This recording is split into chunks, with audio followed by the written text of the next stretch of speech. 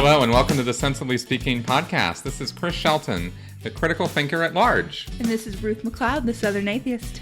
And we are coming at you for our 14th show. Golly. We're going to sort of change it up a little bit this week. I was looking at news articles and whatnot during the week, and it's not like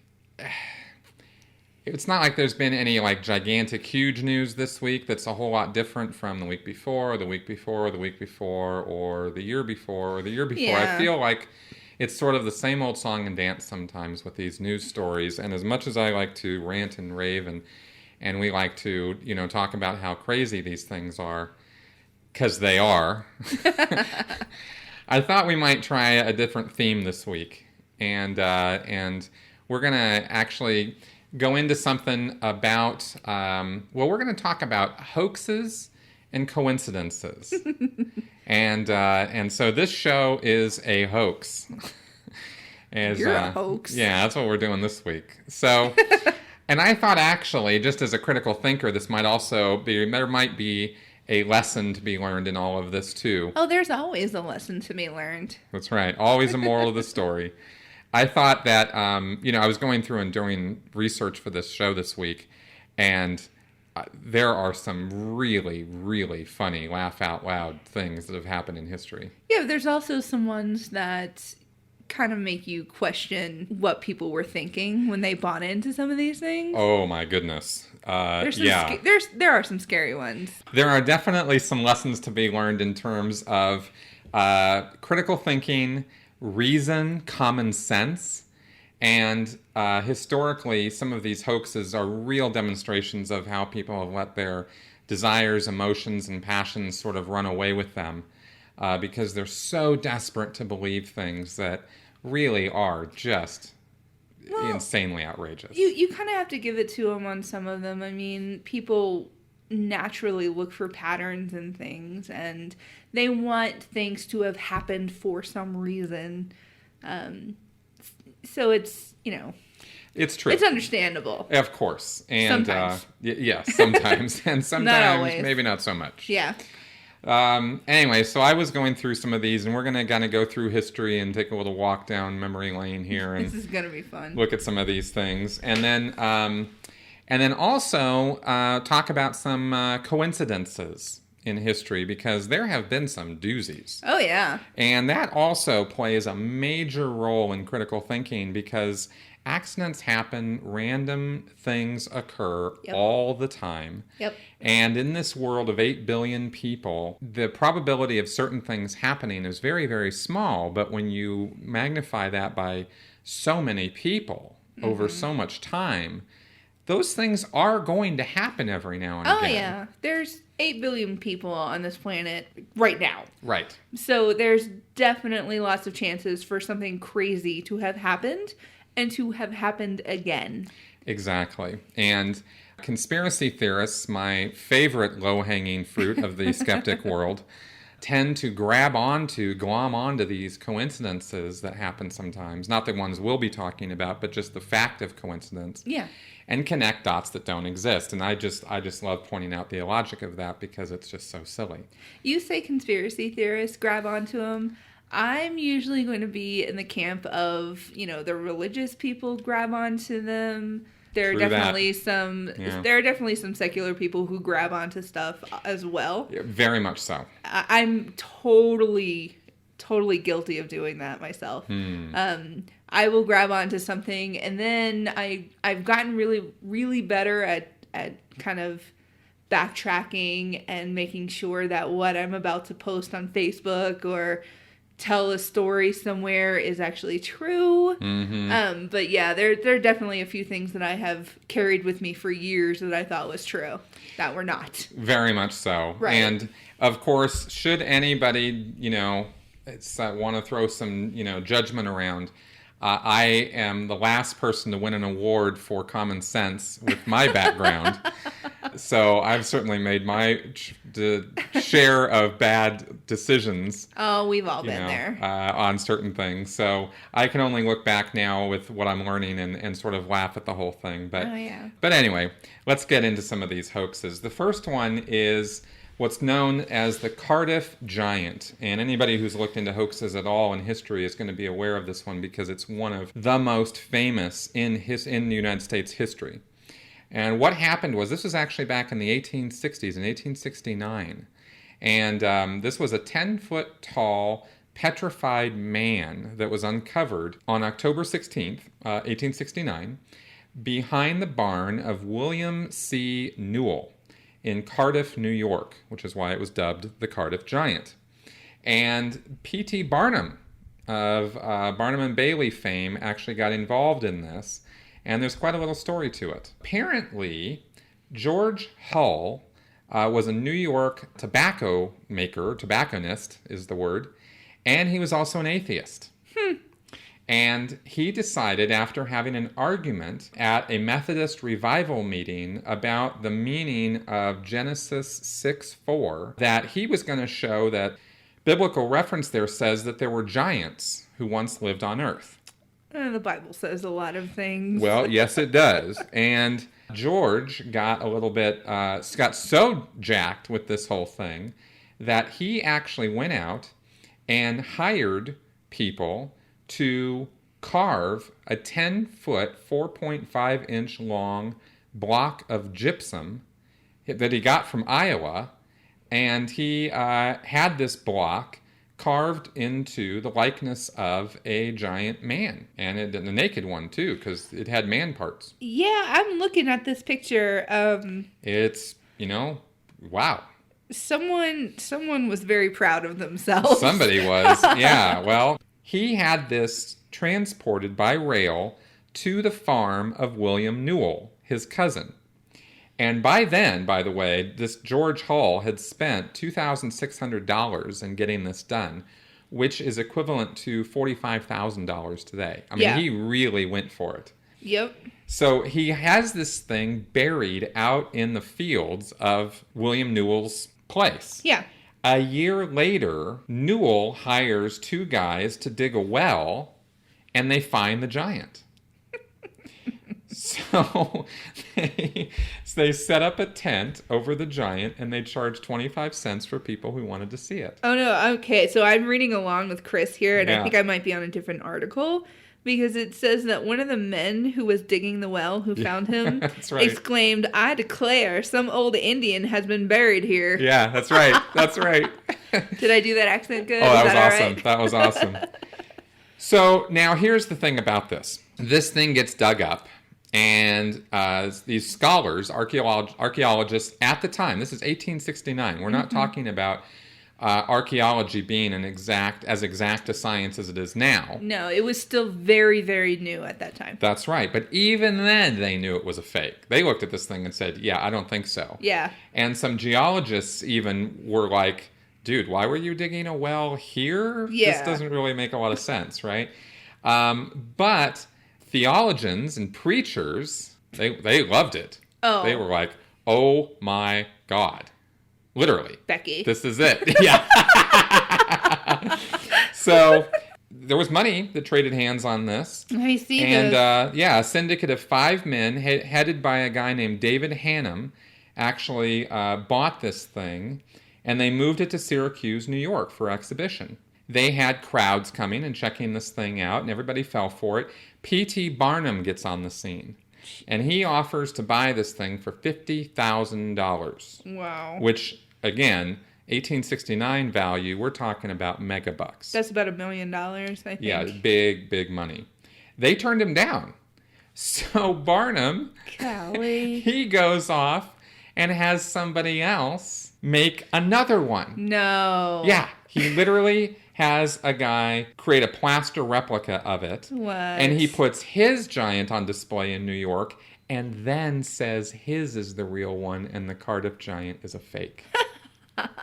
Nice. You gotta, now this is irony. David Hannum, who was the guy who headed this syndicate of 5 people who bought the Cardiff Giant, he's the one who said, well, there's a sucker born every minute. Yeah. In reference to the spectators paying to go see Barnum's giant. P.T. Barnum is the one who usually gets quoted as saying he's the one who said there's a sucker born every minute. Yeah. But it was actually David Hannum who said it. Huh. Hannum sues Barnum for calling his giant a fake, and the judge tells him to get his giant to swear on his own genuineness if he wants a favorable injunction. So, in order to actually get out from under this, Hull, the guy who actually had the whole thing commissioned in the first place, confessed to the press that the giant was a fake. And so by February 2nd, 1870, both giants were revealed as fakes in court. And the judge ruled that Barnum could not be sued for calling a fake giant a fake.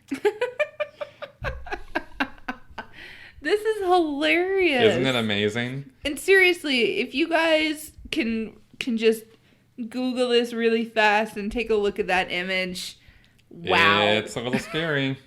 No, and so what I'm reading says that George Hull actually, when he hired the people to originally craft it, he said that it was supposed to be a replica of Abraham Lincoln. That's right. Can you imagine the people going, this is us making the penis of Abraham Lincoln? Like, this is a little much. Way to go, Martha. I mean. It was a bit much, this whole thing. Wow. Kind of cracked me up. The next hoax came from across the pond over in England. This was actually something that got dug up in a gravel pit in East Sussex. And this is the Piltdown Man. And this one is got some Scientology connection that I'll talk about. The Piltdown hoax was fascinating for two reasons, historically speaking, as far as hoaxes go.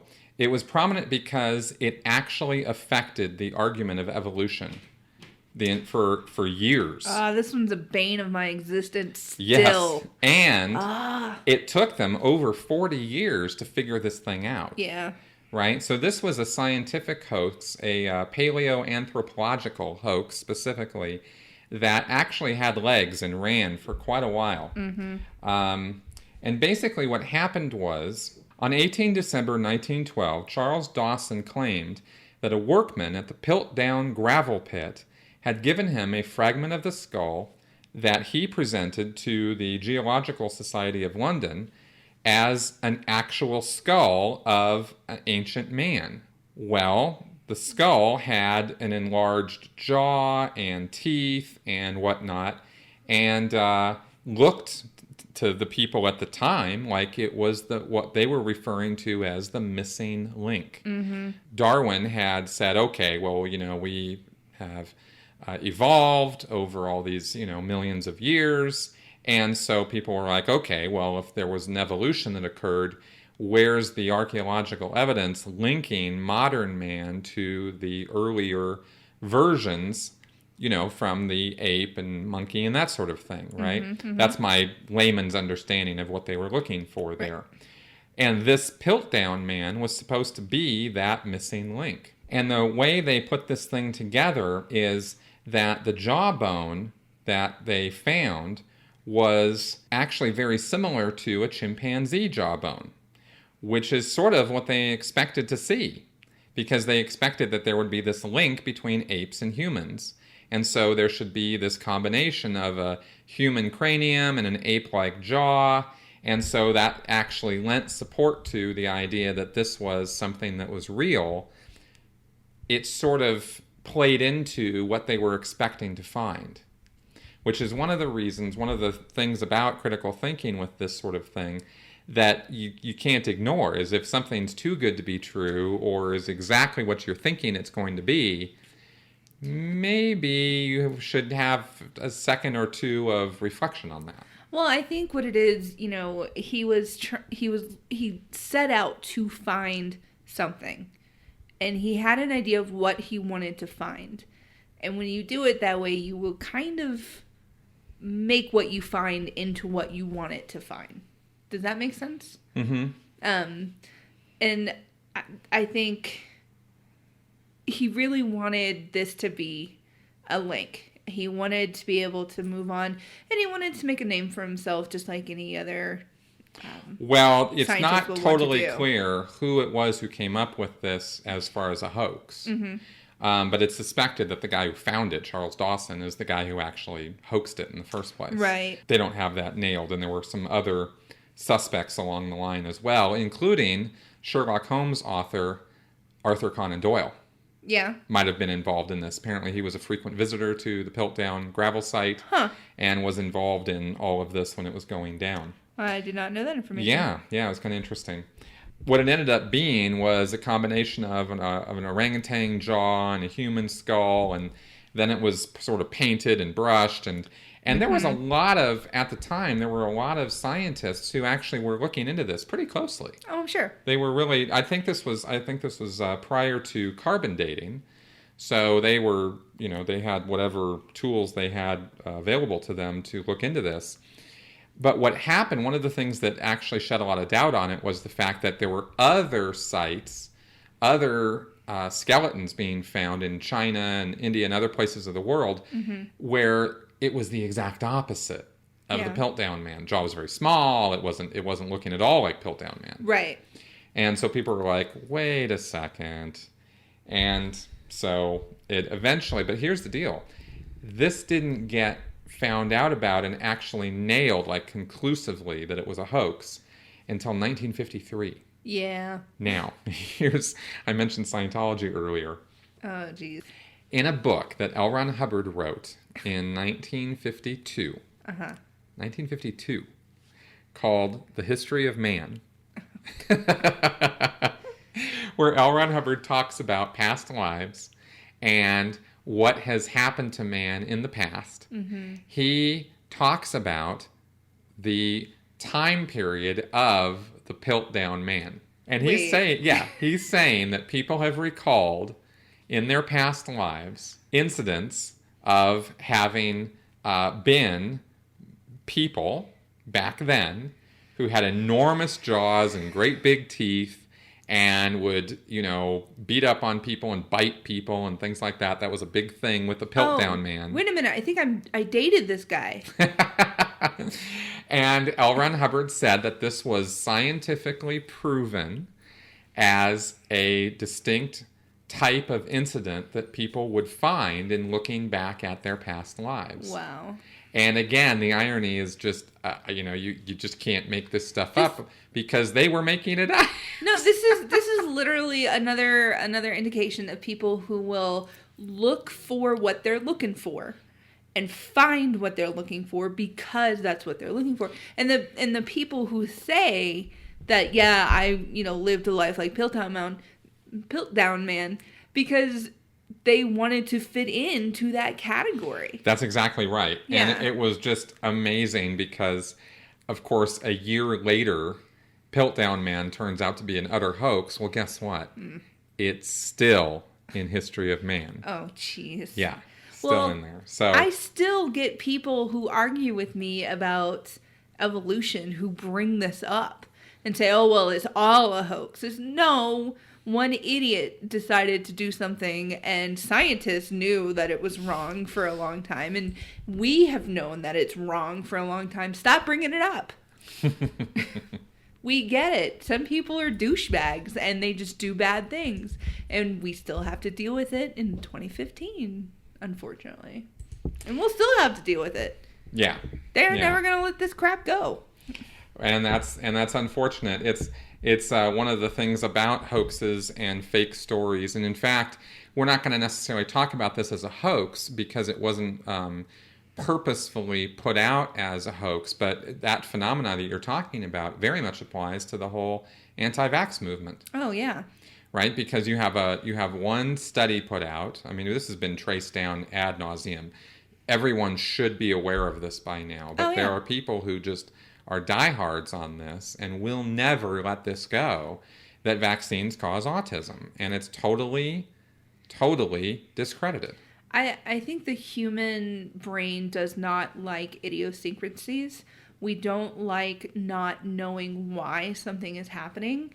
So I think people will make these leaps and bounds between two unrelated incidents and connect them to have an explanation of to why something is happening. So that's what I think is happening with the anti-vaxxers. They want there to be a reason or there's this mistrust in the government, and I can't put a legitimate reason on anti-vaxxers anymore. I try. This was me attempting right now, and I'm already annoyed with it. I totally understand. It's insane that this would still be a thing. But you take a scientific study that comes out, which was has now been admitted as not being valid, and then you take celebrities who take that idea and run with it, and by the time it's a Pandora's box. Mm-hmm. Where once you've let it out of the bag and people grab onto this idea, it will take a generation or two before it dies. Oh, for sure. Because it's these ideas that just won't quit. And that is sort of actually the contrast between these older stories and now, where in the older stories, you had these things contained in certain areas, or, they'd go around in the newspapers or whatnot. But with the internet, one of these things goes off, and it's like the next day the entire world knows. Well, it's with the internet, you get two completely different reactions. You have the people who can immediately identify it as a hoax. You have the people who will continue to perpetuate this particular hoax or conspiracy theory or crazy ass idea.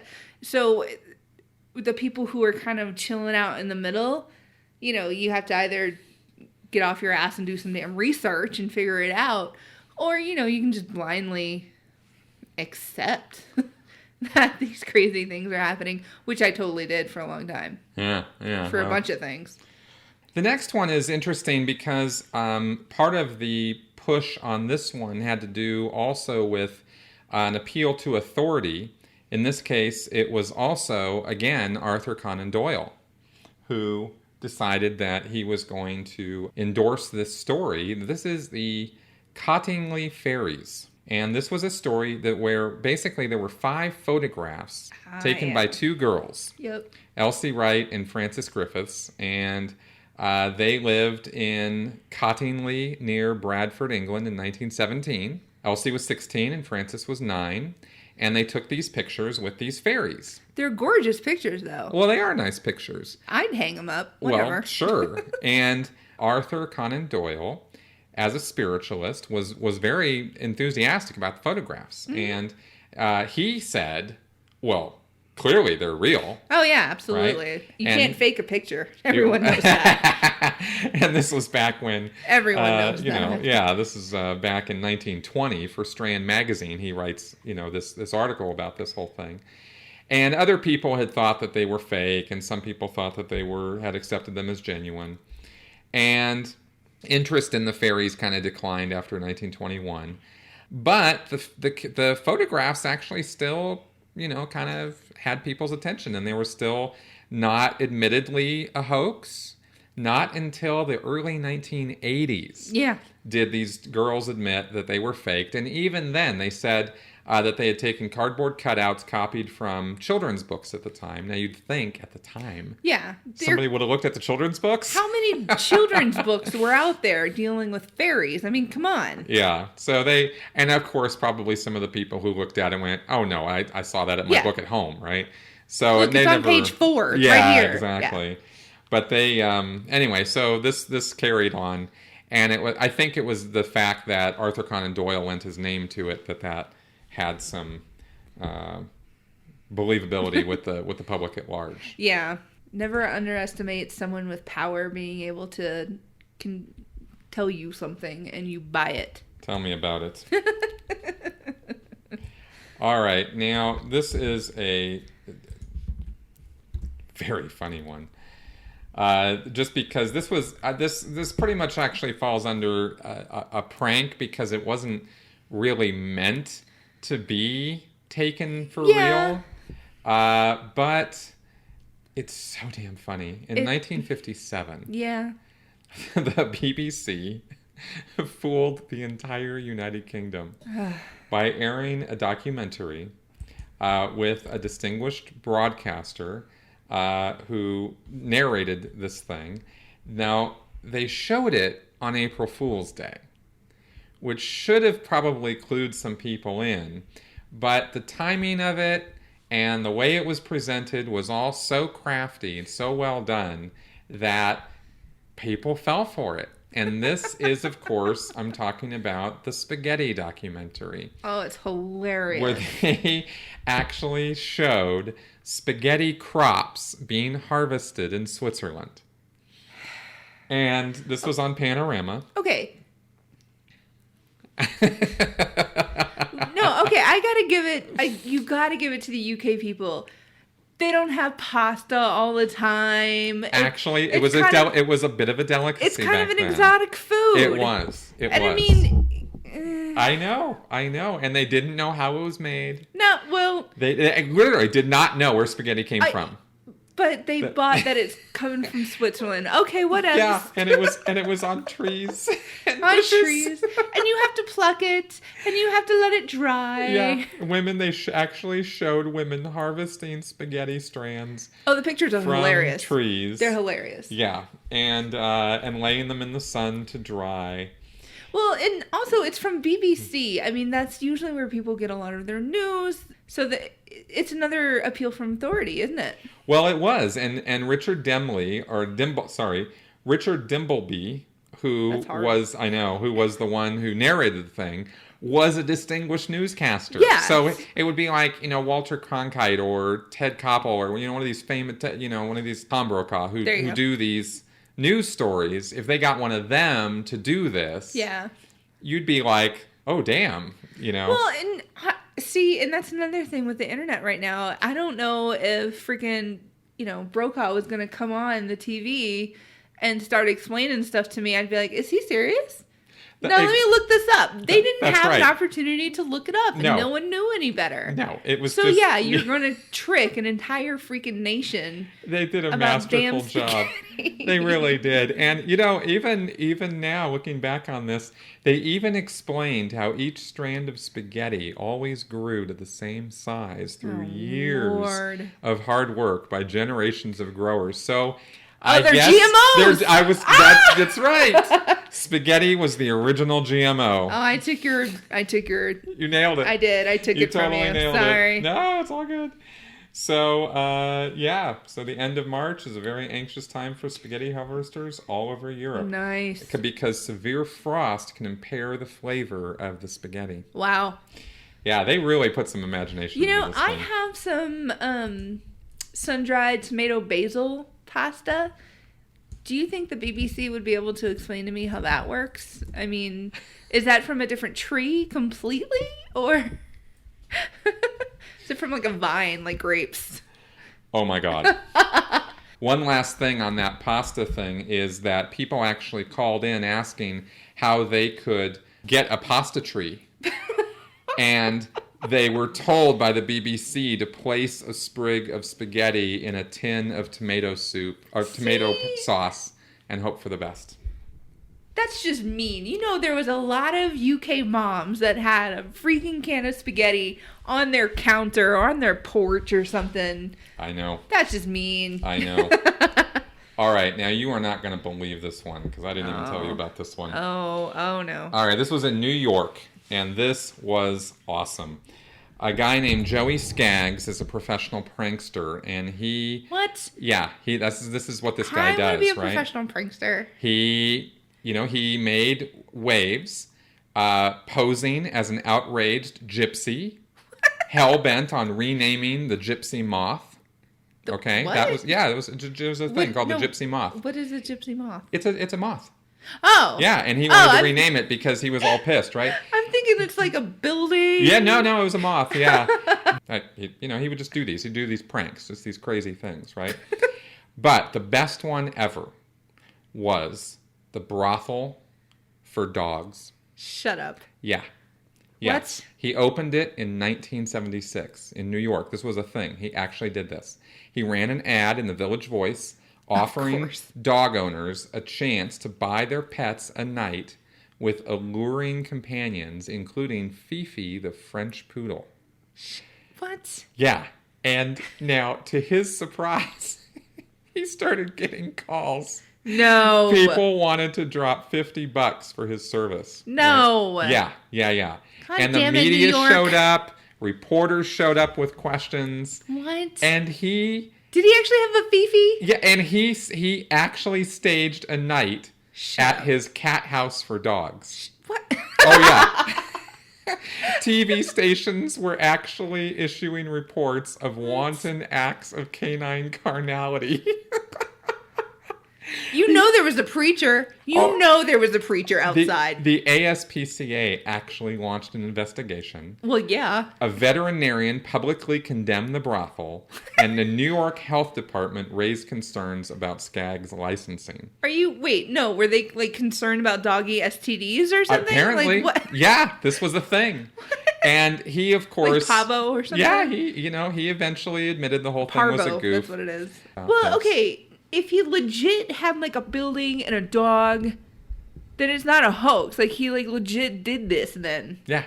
But he didn't really have dogs go in and meet with other dogs. He just put on a front for the reporters. Oh my God. But get this, ABC got an Emmy for the show. Shut up. Yes. Yes. And you know what?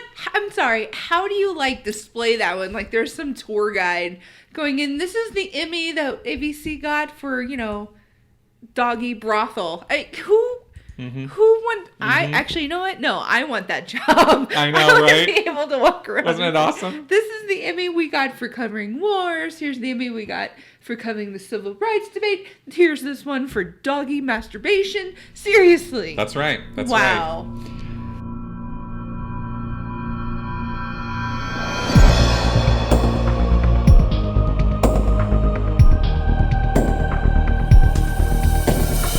You are listening to the Sensibly Speaking podcast. Isn't it about time someone made some sense around here?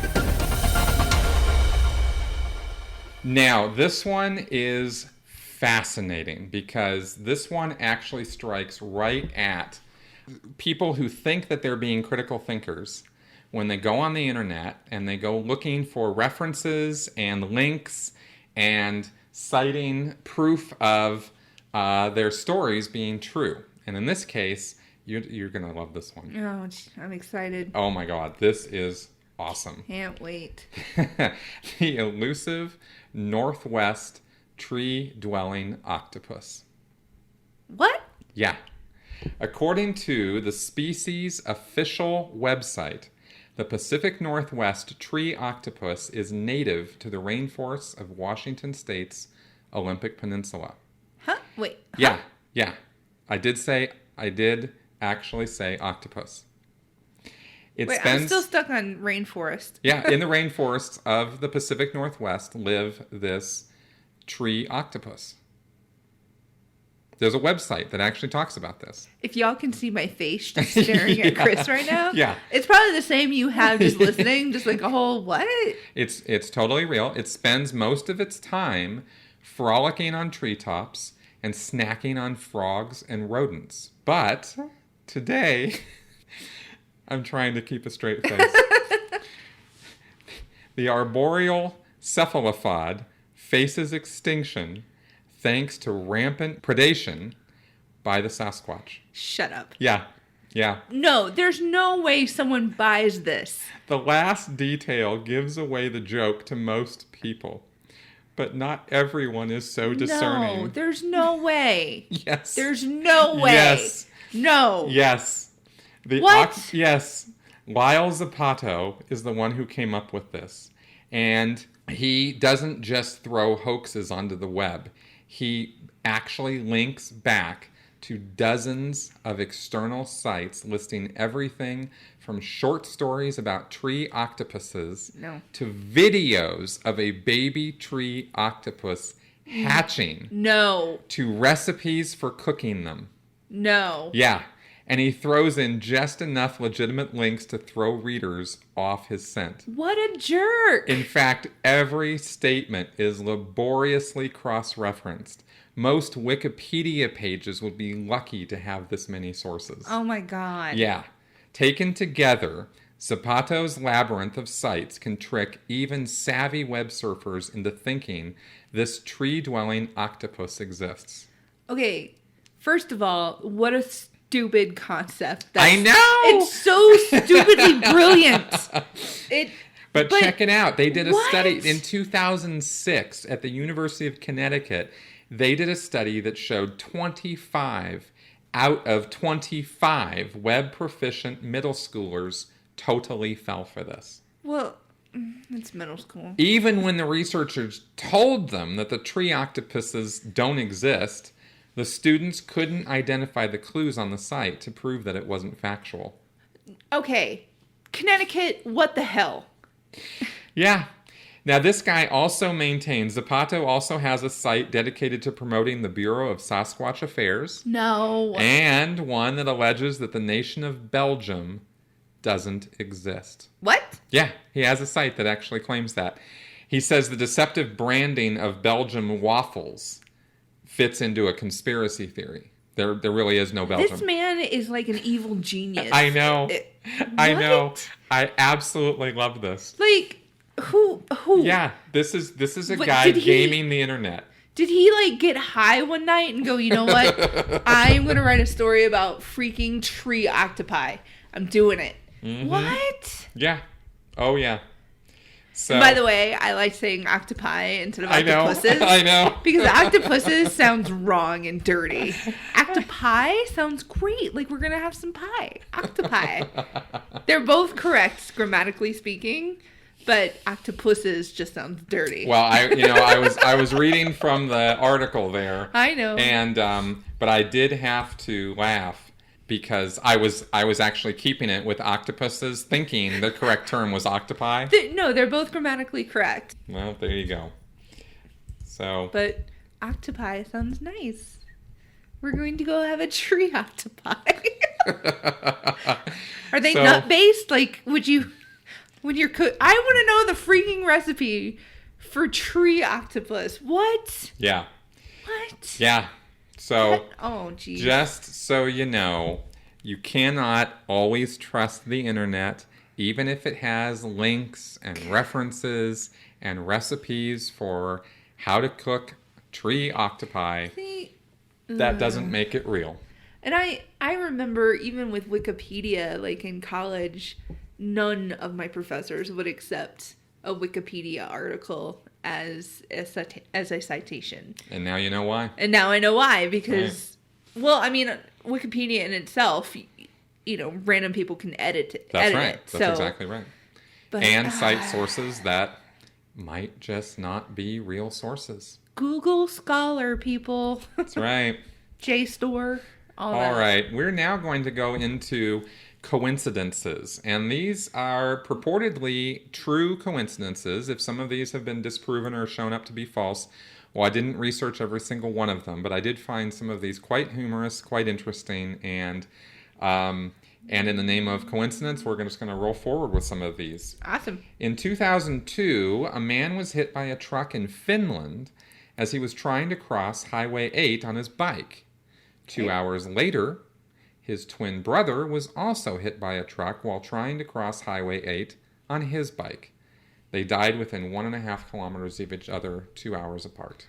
Oh, that's kind of sad. It is very sad, but it's the kind of coincidence that you just go, what? This is the kind of thing that just happens to twins. Yeah. Well, it's interesting how there are more than a couple twin coincidences in the list of coincidences. Yeah. Now, this was actually a freaky one. I'd never heard of this one before. Edgar Allan Poe. Nevermore. That's right. Edgar Allan Poe wrote a short story called The Narrative of Arthur Gordon Pym, about 4 shipwreck survivors who were left adrift on a raft for several days before deciding to eat the cabin boy whose name was Richard Parker. Not long after, in 1884, a ship called the Mignonette ended up sinking and leaving only 4 survivors. They decided to eat the cabin boy, and of course, his name was Richard Parker. Is that kind of like weird or what? Okay, the only reason I know about this story is because I studied it in my law class. Really? In college. Really? Because they had to determine whether or not that was murder. It became a legal precedent. But, the whole coincidence, sometime later there happened to be another cabin boy whose name happened to be the same. It's kind of freaky, isn't it? It's kind of freaky, but at the same time, it's not like God has doomed all Richard Parkers. No, but that's the sort of coincidence that a psychic would hang their hat on. Yes. That is the kind of coincidence that people would make good money on for a good long time. Of course. And yet, it's just a coincidence. Yeah. According to Mysteries of the Unexplained in the 1920s, 3 Englishmen met on a train in Peru. The first one's last name was Bingham, the second's was Powell, and the third was Bingham Powell. It's kind of funny. That's funny. Yeah, here's another twin one. 2 twins, John and Arthur Moforth, lived about 120 kilometers from each other in England. On May 22nd, 1975, both began to experience chest pain and were admitted to separate hospitals. Unaware of each other's conditions, they both died not long after. Twin brothers. Did they die of the exact same thing? Yeah, they both had these heart issues. Yeah. Wow. And so you go, well, they were twins. That makes sense. Yeah. But the timing, kind of eerie, Yeah, that is kind of weird. This was an awesome one. And it's not that this doesn't happen to people, but this is a real stretch. Anne Parrish, an American writer, was walking through a Paris bookstore when she came across Jack Frost and Other Stories. That's the name of the book. She began to tell her husband how she loved the book when she was a child. He took the book, opened it, and inside the cover were written the words, Anne Parrish, 209 North Weber Street, Colorado. It was her book. Yeah. Wild. That's in pretty a Paris crazy. Bookstore, right? Yeah. Pretty crazy. It's crazy, but not unheard of. That's right. King Umberto I, King of Italy, went to a small restaurant. He came to realize that both he and the owner were born on the same day in the same town, and they had both married a woman named Margarita. Huh. On July 29th, 1900, the king was told that the restaurant owner had been shot dead in the street. Later that day, the king was assassinated. Wow. Yeah. Shock. Yeah. Here's another just totally random coincidence. During the production of Deus Ex, I'm probably not saying that right. It's a video game. Okay. Deus, whatever, Deus Ex. How is it spelled? Deusex. And judging from how quick people were to get all over me about Samhain, or whatever, however you say that, Sam. You know it's what? Not Sam Hain. I got that. I can't help you right now. Samhain. However fast people were on to get me on that, you can get all over me about Deus Ex too. Anyway, during the production of the game, one of the artists forgot to add the Twin Towers to New York City. There was a skyline shown in the game of New York City. I've heard of this one, yeah. And so the 2 towers weren't there. And his mistake was explained because they said in the game, well, there was a terrorist attack. That was in the year 2000. Wow. That's pretty creepy. Yeah, well, clearly the guys over at Deus Ex were in on, the whole 9/11 and inside job. They, knew that was coming. Oh, yeah, totally. They're totally terrorists. Yeah, they knew. Completely. Yeah. Either that or they're psychic. You know what it is. Kind of obvious. You can't just accidentally pull that. No. Yeah. Interesting historical coincidence. Rome's founder, this is the city of Rome, was supposedly named Romulus, from the brothers Romulus and Remus. Yeah. Its first emperor was named Augustus. Yes. Its last emperor, centuries later, was named Romulus Augustus. Okay, that one doesn't surprise me. Yeah. Because they were very good at keeping records, and of course you would want to name somebody. I'm sorry. Yeah. Yeah. I mean, it's not that much of a stretch. No, that one's not even surprising to me. It's kind of like, oh, well, yeah, duh. Yeah. Of course it is. Just kind of funny. This is a sort of a tragic one. At age 49, South African astronomer Danny du Toit was giving a lecture about how death could come at any time. Not quite sure why an astronomer was giving a lecture about death, but apparently he made some comment or he made some remark during his lecture and said, yeah, death could come any moment. Well, right after he finished his lecture, he pulled out a mint, popped it in his mouth, and choked to death. Oh, I should not laugh. I know. It's funny. I know. It's pretty bad. Dude. It's pretty bad. I'm sorry. Your windpipe and your esophagus and all that is like right together. I know. You're going to pop a mint, man. You better be careful. No one in the audience went, hey, let's do the Heimlich? I don't know. Maybe this was, maybe nobody in South Africa knows the Heimlich. What? Or I don't know. Poor guy. Now, here's for you number freaks out there. Napoleon and Hitler. Oh, jeez. Born 129 years apart. Mm-hmm. Came to power 129 years apart. Declared war on Russia 129 years apart. And were defeated 129 years apart. Weren't we just talking about number fixation? We were. That's right.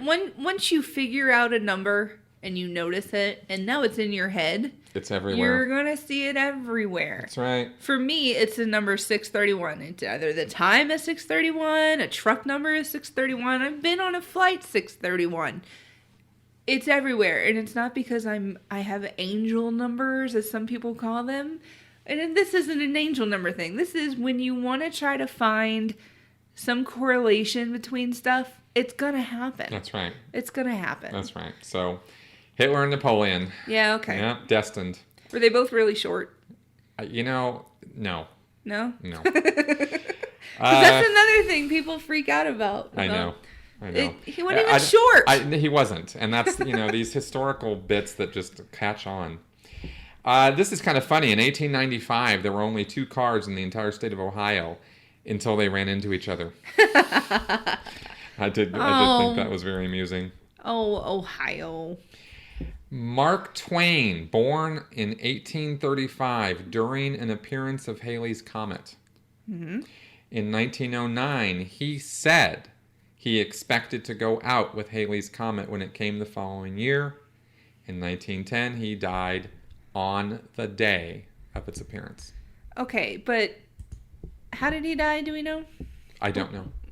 I'm sure somebody out there knows. I don't think it was by murder or something. I think he died of old age. He was an older guy, that's for sure. Yeah, but if you're kind of expecting it to come and you're like, Yeah.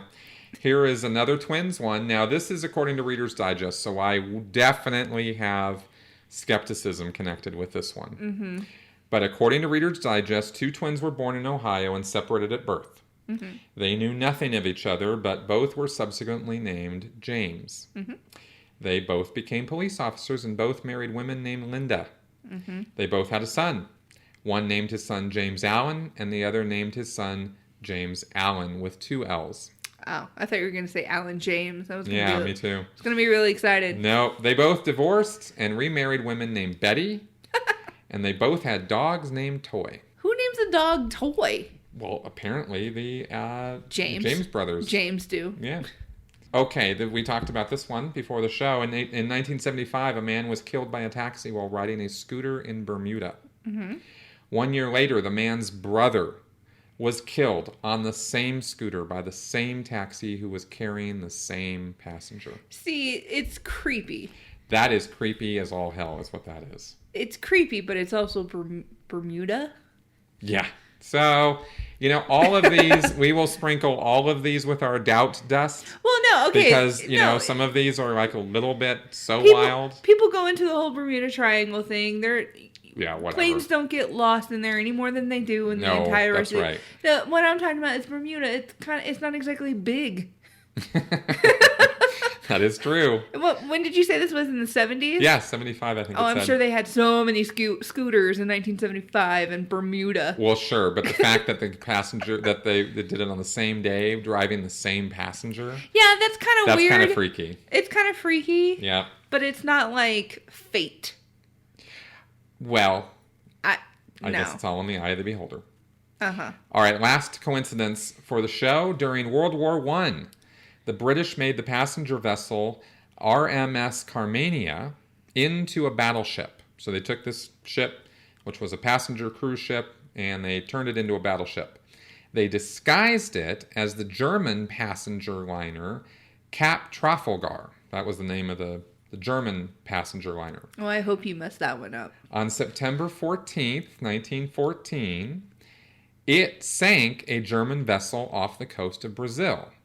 The vessel it sank was the real Trafalgar, which the Germans had disguised as the RMS Carmania. That's hilarious. Isn't that awesome?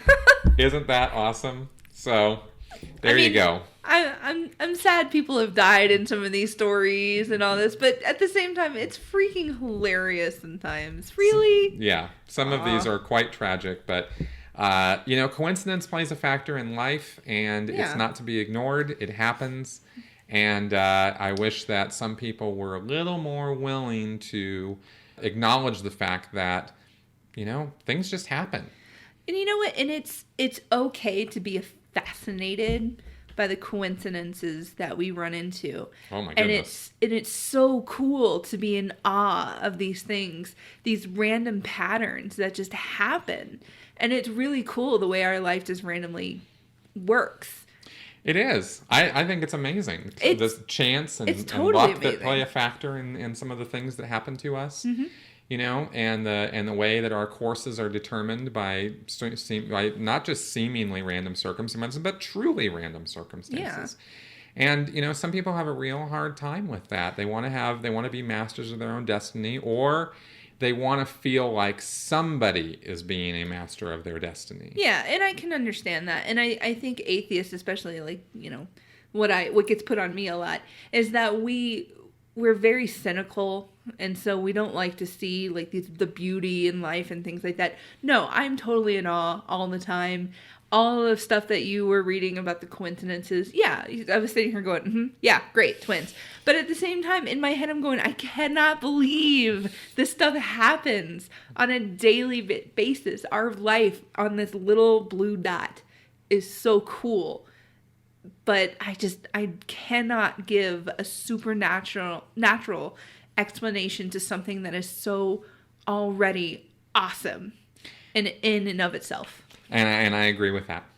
Good. Yep. So with that, we are done with our coincidences.